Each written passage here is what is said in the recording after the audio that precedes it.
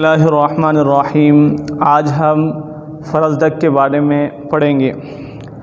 فرزدق کی پیدائش سن 38 ہجری اور 641 عیسوی میں ہوئی اور وفات 110 ہجری اور 732 عیسوی میں ہوئی۔ فرزدق کی کنیت ابو فراس ہے اور فرزدق کا پورا نام ہے حمام بن غالب بن صعصع الدارمی التمیمی۔ ولد و توفی فی البصرہ۔ فرزدق کی پیدائش اور وفات بصرہ میں ہوئی اور بصرہ اس وقت مرکز التجارتی والمنافرہ والمفاخرہ، جو تجارت کا مرکز تھا، منافرہ کا اور مفاخرہ کا۔ مفاخرہ کہتے ہیں فخر کرنا، اور یہ فخر کرنا 2 قبیلوں میں ہوتا تھا۔ ہر قبیلہ اپنے کاموں کو بڑا چڑھا کر بیان کرتا، اپنے آپ کو برتر ثابت کرنے کی کوشش کرتا تھا اور دوسرے قبیلے کو کمتر ثابت کرنے کی کوشش کرتا تھا، اور یہ مفاخرہ قبائل میں ہوا کرتا تھا۔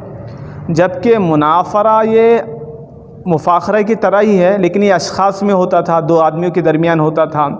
اس میں بھی یہی ہوتا تھا کہ ایک آدمی اپنے فضائل کو، اپنے کارناموں کو بڑا چڑھا کر بیان کرتا تھا اور اپنے آپ کو برتر بتاتا تھا اور دوسرے آدمی کو کمتر بتاتا تھا، اور منافرہ میں باقاعدہ ایک حکم بنایا جاتا تھا، ایک جج بنایا جاتا تھا جو 2 آدمیوں کے درمیان فیصلہ کرتا تھا، اور جو کمتر ثابت ہوتا اس کے اوپر جرمانہ عائد کرتا تھا۔ تو ولادت اور وفات بھی بصرہ میں ہے۔ اس کا پورا نام ہے فرزدق کا ابو فراس حمام بن غالب التمیمی۔ لقب بالفرزدق لجہومۃ وجہہ۔ فرزدق کو فرزدق کا لقب کیوں دیا گیا؟ اس کی بدصورتگی کی وجہ سے، بدصورتی اور چہرے کے اچھا نہ ہونے کی وجہ سے۔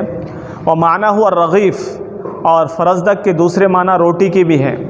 کان حزیر العقیدہ الدینیہ و سیاسیہ۔ فرزدق کا دینی عقیدہ بھی کمزور تھا اور سیاسی عقیدہ بھی کمزور تھا۔